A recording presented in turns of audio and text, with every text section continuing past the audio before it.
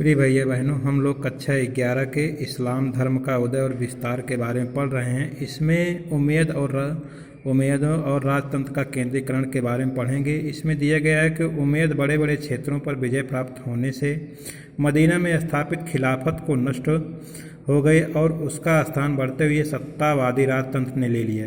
उम्मैदों ने ऐसे बहुत से राजनीतिक उपाय किए जिनसे उम्मैदों के भीतर उनका नेतृत्व सुदृढ़ हो गया। उम्मा एक प्रकार की राजनीतिक संस्था थी जिसमें उम्मैदों का जो नेतृत्व था वो धीरे धीरे सुदृढ़ होने लगा। फिर कह रहे हैं कि पहले उमैयद खलीफा मुआविया के दमिश्क को अपनी राजधानी बनाया। जो उमैयद थे वो खलीफा मुआविया के दमिश्क को अपनी राजधानी बनाया और फिर बैजेंटाइन साम्राज्य की राजदरबारी रस्मों और प्रशासनिक संस्थाओं को अपना लिया। इसमें कह रहे हैं कि उमैयद जो थे वो खलीफा जो मुआविया ने जो खलीफा मुआविया था उन्होंने दमिश्क को अपनी राजधानी बनाया और फिर बैजेंटाइन साम्राज्य के राजदरबारी रस्मों और प्रशासनिक संस्थाओं को अपना लिया।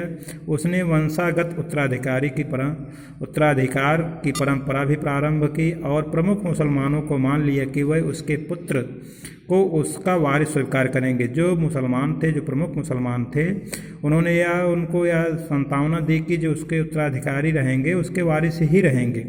उसके बाद आने वाले खलीफाओं ने भी ये नवीन परिवर्तन अपना लिए जिसके फलस्वरूप उमैयद ने 90 वर्ष तक और अब्बासी 2 शताब्दियों तक सत्ता में बने रहे।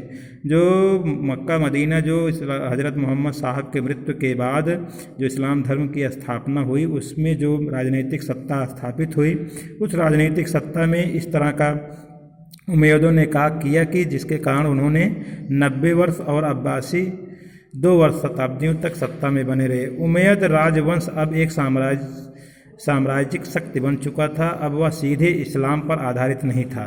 कह रहे हैं कि जो उमैयद राजवंश था वह सीधे रूप से इस्लाम धर्म पर आधारित नहीं था बल्कि वह अन्य राजधर्मों को भी अपनाया जिसमें इसमें दिया भी गया है, बल्कि वह शासन कला और सीरिया सैनिकों की वफादारी के बल पर चल रहा था। उन्होंने कहा कि प्रशासन में ईसाई सलाहकार और उसके अलावा जासूस लिप्त और अधिकारी भी शामिल थे, लेकिन इस्लाम उमैयद शासन को वैधता प्रदान करता रहा। कह रहे हैं कि उमैयद शासन जो था इस्लाम धर्म के मानने वाले उसकी वैधता को हमेशा स्थापित किए। उमैयद हमेशा कोई भी विद्रोह होता था एकता के लिए अनुरोध करते रहते थे और विद्रोह को इस्लाम के नाम पर दबाते रहे। उन्होंने अपनी अरबी सामाजिक पहचान बनाई रखी।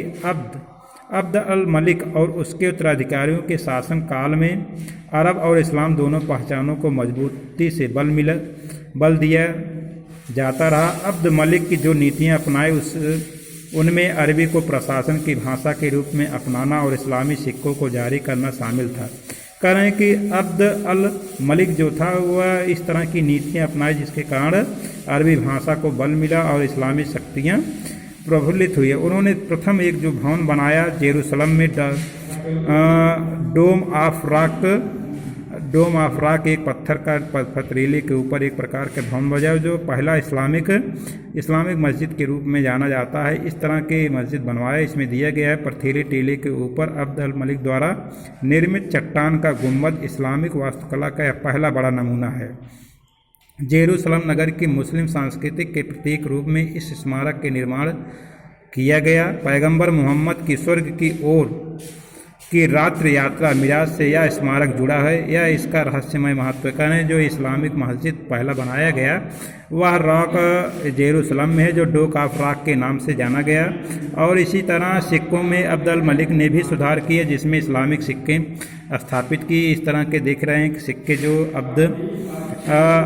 अब्द अल मलिक द्वारा अपने नाम का एक सिक्का प्रचलित किया गया जो सोने के सिक्के थे जिसे दिनार भी कहते थे और इसमें कुछ इस्लामिक भाषा में लिखे गए हैं। बदला हुआ दिनार जिस पर केवल लिखावट मिलता है, इस पर कालिम गढ़ी हुई है। अल्लाह के सिवाय कोई अन्य खुदा नहीं है और अल्लाह का कोई शरीक नहीं है। इस तरह का इसमें एक और भी सिक्का उन्होंने प्रचलित किया जिसमें बैजेंटाइन का सोने का बना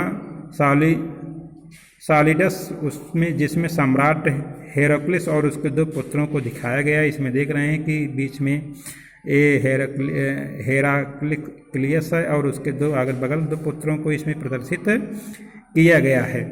प्रिय भैया बहनों, इस तरह के जो केंद्रीकरण सत्ता स्थापित होती है उमैयदों का, उसके बाद धीरे धीरे उमैयदों में जो विद्रोह उत्पन्न होता है, अब्बासियों का अलग शासन काल प्रारंभ होता है, जिसमें अब्बासी क्रांति के नाम भी अब्बासी क्रांति से हम लोग जानते हैं। अब्बासी क्रांति के बारे में हम लोग कल अध्ययन करेंगे।